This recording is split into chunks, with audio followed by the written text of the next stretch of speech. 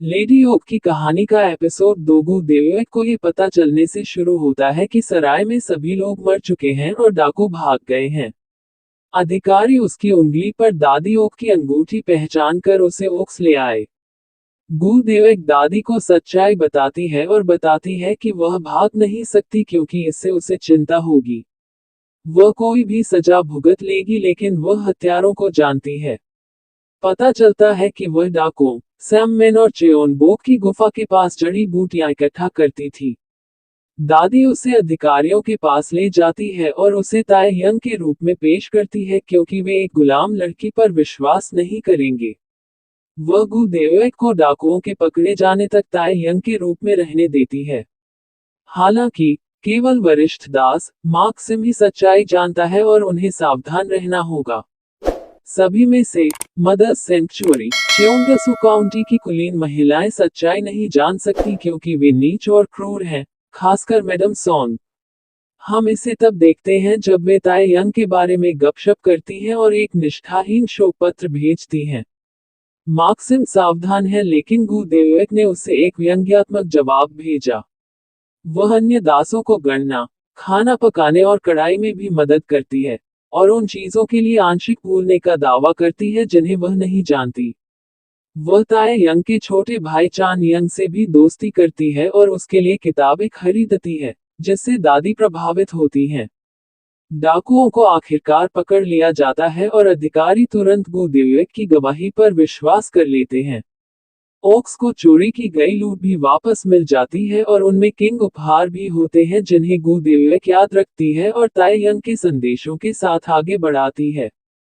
दादी को गु देवयक में अपनी पोती की याद आती है और वह उसे जाने से रोकती है क्योंकि यह ताए यंग की अंतिम इच्छा थी।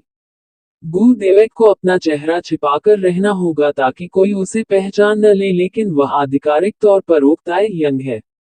2 साल बाद मदर सेंचुअरी ताए यंग से नफरत करती है क्योंकि उसने एक ईमानदार मजिस्ट्रेट को लाया है जो महिलाओं के भ्रष्ट पतियों के लिए समस्याएं पैदा कर सकता है।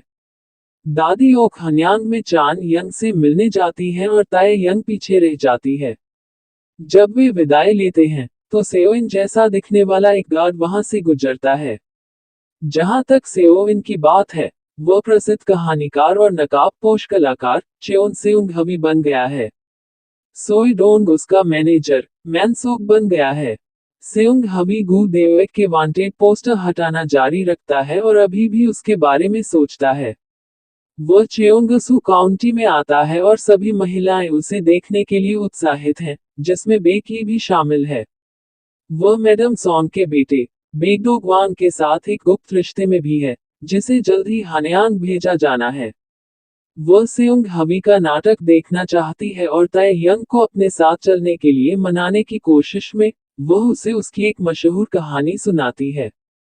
ये गु देवयक और सेओविन की कहानी है और इस कहानी का अंत इस बात से होता है कि वह पूरे तट पर उसे ढूंढता है। हैरान ताए यंग नाटक देखने आती है। साथ ही सेउंग हवी का हमशक्ल गार्ड भी आता है। प्रदर्शन शुरू होता है और यह गु देवयक और सेओविन का होता है। सेउंग हवी खुद पूरे समय नकाब पहने हुए नाचता है। जब वह गु देवयक को मणि देता है तो वह अपना मुखौटा उतार देता है और दर्शकों के करीब आ जाता है। ताए यंग और सेउंग हवी एक दूसरे को पहचान लेते हैं और वह भाग जाती है। बैकी को लगता है कि वे प्रेमी हैं क्योंकि वह मणि लेकर घूमती है, बिल्कुल नाटक की तरह। बैकी सेउंग हवी के पास जाती है जो उसे याद करने के लिए मैनसोक से शिकायत कर रही है। वे एक चाल बिछाते हैं और ताए यंग को तब तक बाहर निकालते हैं जब तक कि वह सेउंग हवी को अकेला नहीं पाता। जब वह उसे गले लगाने की कल्पना करता है तो वह उसे उसकी कहानी उजागर करने और उसे जोखिम में डालने के लिए डांटती है। वह खुश है कि उसे अपना सपना मिल गया लेकिन वे फिर कभी नहीं मिल सकते। हालांकि वह मानसोक से मिलकर खुश है और सेउंग हवी को जलन होती है। घर पर बैकी खुद को समझाती है, वह दुखी है कि ताए यंग के पास कोई दोस्त या संभावना नहीं है और इसलिए वह चाहती है कि वह सेउंग हवी के साथ खुश रहे। हालांकि ताए यंग बताती है कि उसके पास बैकी है। वह लालची भी नहीं बनना चाहती और उसे एक बार देखना ही उसके लिए काफी है। लेकिन सेउंग हवी की कुछ और ही योजना है क्योंकि वह अगले दिन ताएयंग के घर आता है। वह उसे ब्लैकमेल करने का नाटक करता है और वह उसके साथ घूमने के लिए तैयार हो जाती है। वह उसे एक तटीय झोपड़ी में ले जाता है जो उसने उसके लिए बनाई है और वह उससे प्रभावित होती है। जब वह आखिरकार उसके बारे में पूछती है तो वह खुश हो जाता है। वह उसे बताता है कि कैसे गिसांग ने उसे प्रदर्शन करना सिखाया क्योंकि उसे उम्मीद थी कि अगर वह प्रसिद्ध हो गया, तो वह उसे ढूंढ लेगी। लेकिन उसके पिता उसके नाम को कलंकित करने के लिए क्रोधित थे, इसलिए सेउंग हवी ने अपना नाम बदल लिया और एक मुखौटा पहन लिया। और जब वह आजाद है, तो वह नहीं चाहता कि वह खुद को छिपाए।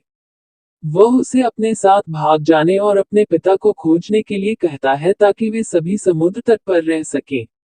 लेकिन जब बैकी को पेड़ से लटकता हुआ पाया जाता है तो उसकी पसंद उससे छीन ली जाती है।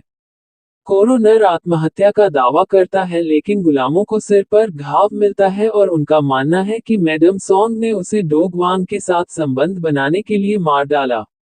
ताए यंग न्याय चाहती है लेकिन मैक्सिम उससे विनती करती है कि वह अपनी पहचान को जोखिम में न डाले और सेउंग हवी के साथ चली जाए क्योंकि यह बैकी की इच्छा थी। हालांकि ताए यंग का मानना है कि उसे अपनी इच्छा पूरी करके असली ताए यंग को वापस करना चाहिए। वह सेउंग हवी को रत्न वापस देती है और उसे उसे भूल जाने के लिए कहती है। उनके बीच एक कड़वाहट भरा विदा होता है क्योंकि वह खुश है कि वह फिर से अपने जैसी आवाज निकाल रही है। द टेल ऑफ लेडी ओ के एपिसोड 2 के अंत में मैक्सिम मैडम सॉन्ग से भिड़ जाती है। कुलीन महिला क्रोधित हो जाती है और उसे पीटती है। ताए यंग मजिस्ट्रेट के साथ आती है और घोषणा करती है कि मैडम सॉन्ग ने बेकी की हत्या की है और उसकी मौत को आत्महत्या के रूप में पेश किया है। मजिस्ट्रेट जांच करने के लिए सहमत हो जाता है और जब सॉन्ग मना कर देती है, तो उसे गिरफ्तार कर लिया जाता है। मजिस्ट्रेट गु देवे का नाम पूछता है और वह कहती है कि यह ओक्ताए यंग है।